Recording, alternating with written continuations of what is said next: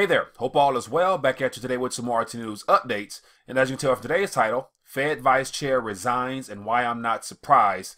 Today I'm going to share with you one article based upon some alarming news that I think should be quite telling of where our monetary authorities are at this point, and how confused and how divided they are on the future of our monetary system.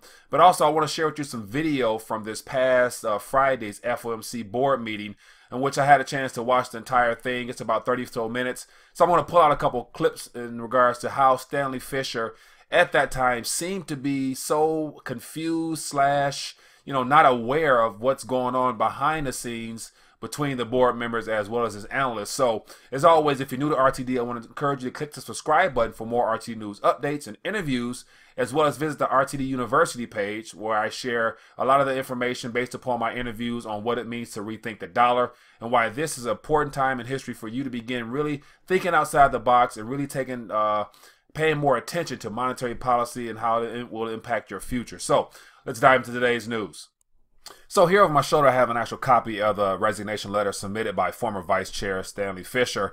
And so I also have an article from Bloomberg that I want to thumb through briefly, just give an idea of what's being discussed on the surface, as far as how a lot of people were caught off guard and surprised by the fact that he decided to resign well short of his 4-year term.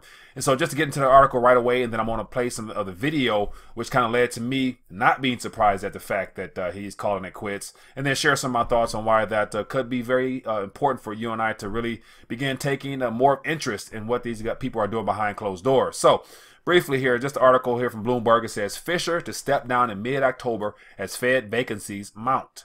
So it has a little video here of some commentators giving their thoughts, but yet wanted to just thumb through it briefly, give you an idea of what's on the surface.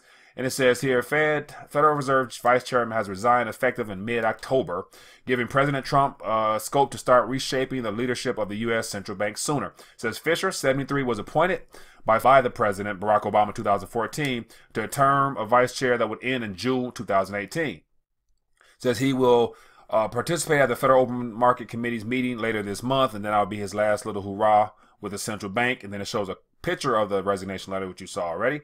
It says, during my time on the board, the economy has continued to strengthen, providing millions of additional jobs for working Americans, Fischer was quoted as saying. It says, we have built upon earlier steps to make the financial system stronger and more resilient. And so just those words there in and of themselves, I don't really think he believes it as much as he would like people to really believe it itself. Go down a little bit more. It says policymakers are expected to announce a timetable to start shrinking their $4.5 trillion balance sheet when they meet in September 19th and the 20th in Washington, of which I believe, that amongst many other things between shrinking the balance sheet as well as raising rates, and how all the board of governors don't really seem to be on the same page, also factors into his, idea of him getting out of Dodge as soon as he can before all this stuff implodes. So just to go down a little bit more, it talks about some more vacancies that President Donald Trump has to fill, and it talks about Yellen's status being questionable for her possible reappointment to Fed chair in February. And then it goes on to give you a little bit more information as to how his international background. It says he also served as a governor of the Bank of Israel from 2005 to 2013. And I myself, when I first heard that he was being appointed to the Federal Reserve board as vice chair coming from the Bank of Israel, then at that moment I had a little concern of the fact that there was two central banks, two different countries, led me to believe that something was funny with that whole situation in the first place. And so I was kind of thinking about the fact that he was eventually going to be groomed to prepare to take over the Federal Reserve Bank in and of itself. But it looks like something has changed since that initial appointment in 2014. And so it goes on to give praise from all the other central bankers around the world, how he's so incredible with what he does, and how he's been a lifelong banker. But as of last couple of years or whatever it may be, something has changed drastically, which led to him to resign out of nowhere and for the most part retire from the central banking game. So I want to play these short clips where he's asking questions to the analysts across the table from him, and just look and observe how his body posture as well as his overall cluelessness as to their answers are, and how that kind of lets you know that they're not all on the same page. So take a look at this. It's hard to predict, but you could see that this might become, as contracts are amended, it might become a standard industry practice. Thank you very much. Vice Chair? Just to follow up on that, I take it there's no large-ish firm that isn't quite a GSIB that this could all migrate to? Right now, most QFC activity is intermediated by and through GSIBs. That's why the rule applies to GSIBs and the U.S. operations of foreign GSIBs.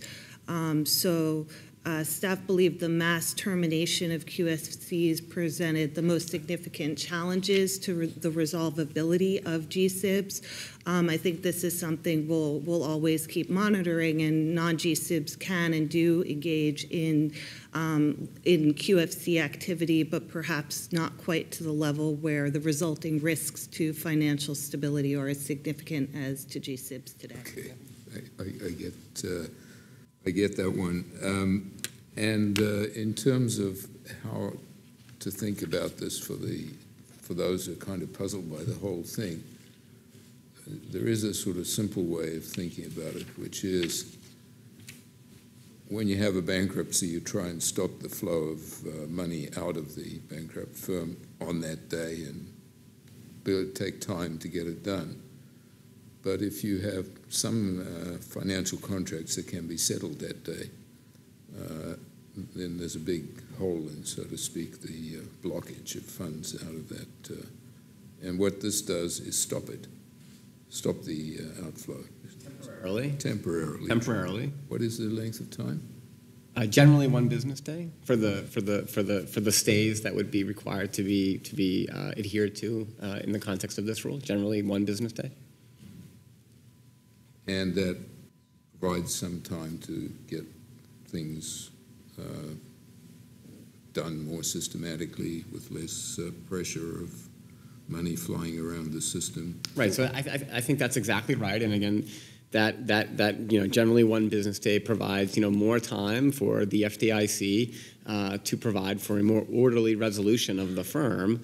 And in particular, I think basically, what this rule is trying to address in the context of the adherence to those, stay protocols is akin to a very basic collective action problem which we face, which is for any single counterparty that faces a GSIB, when it starts to enter resolution, it makes complete sense for that one counterparty to want to try and unwind that QFC and basically get its resources out of the financial entity as soon as possible. But we know, just like if a theater is on fire, it makes sense for one person to run for the exit. If they all run for the exit at the same time, we know what the end result is. And that's exactly the same collective action problem that we face here. And so by imposing those stays and basically providing for a temporary cool-off period whereby the FDIC can come in and provide for a more orderly resolution, that is in the end ultimately providing for more economic value for all of those participants to get in resolution at the end of the day. Just one last question. In terms of the data that are needed, this data is available in real time?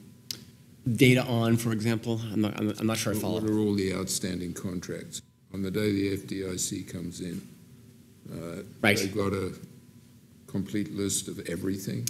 So there you have former Vice Chair Stanley Fischer, asking his, I guess, mandatory or standard questions to his analysts. But yet what was funny is how, when he was asking questions, he was asking as if like he was expecting some type of definitive answer and was, curious as to whether or not, some of the technology and the ability for the Federal Reserve to do what they're promising was actually possible, especially when he asked a question about, is there, a way to distinguish between GSIBs and other larger institutions. And I would imagine that being in the banking industry, you should kind of know which banks are considered too big or too large as far as some of the contracts that they're holding, as he mentioned. And then another question was whether or not there's the capability of being able to put a hold on, or what would the time frame be for banks to be able to put a hold on, transactions so that there would not be a bank run.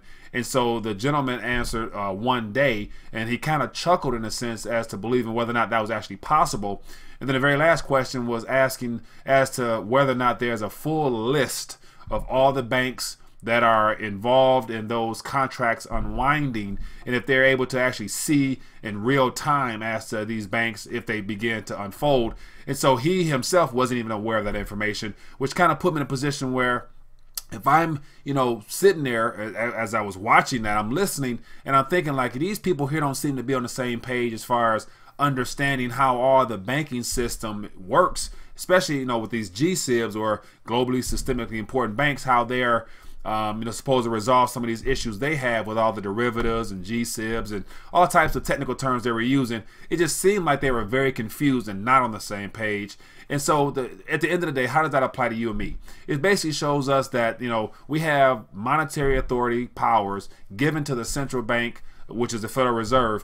And that boardroom there comprised of 4 or 5 of the most powerful bankers on the planet, because they are the stewards of the Federal Reserve note, aka the reserve currency of the planet. And if these people aren't sure how they're going to conduct and transact business with the GSIBs, it's no real telling what they have in mind and what they're capable of doing when it comes to, as they mentioned, about raising interest rates and unloading some of their balance sheets and things like that. So they seem to be clueless. And so it doesn't surprise me at all that former Vice Chair Stanley Fischer is deciding to call it quits, but because it seems like from the outside looking in that they're not all on the same page. And I would imagine that as all this unwinds in the next weeks and months ahead, it pretty much tells me that he doesn't want to be involved or to want to be a part of this mess and having to justify as to why they themselves weren't able to stop or prevent or to really resolve the issues that the central bank has got us into. So I thought I would take a minute to share this quick video with you on my thoughts as to why I'm not surprised, based upon just how clueless he looked and how the answers coming back to him was not something that he even seemed to be familiar with. So hope all is well. Let me know your thoughts on this interview here, or in this news update here. I'd love to hear your thoughts, as well as leave a comment below. I would love to, know your thoughts on this whole vice chair retirement situation, as to whether or not you think it's by design or it's by surprise or whatnot. So other than that, hope all is well. Look forward to bringing you more news. Thanks.